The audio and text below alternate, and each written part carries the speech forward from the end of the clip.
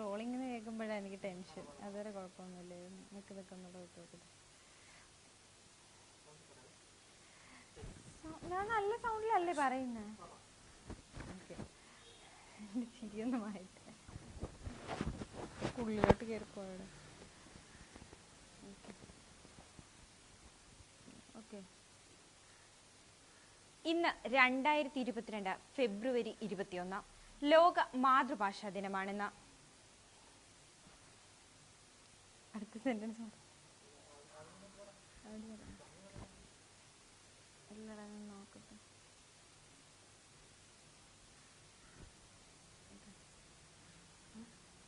ഇന്ന് 2022 ഫെബ്രുവരി 21 ലോക മാതൃഭാഷാ ദിനമാണെന്ന്. നമ്മുടെ മാതൃഭാഷ എന്നത് നമ്മുടെ വികാരം തന്നെയാണ്. ലോകത്തിന്റെ ഏത് കോണിൽ പോയി നാം താമസിച്ചാലും നമ്മുടെ നാവിൻ തുമ്പിൽ ആദ്യം വരുന്നത് നമ്മുടെ മാതൃഭാഷ തന്നെയായിരിക്കും.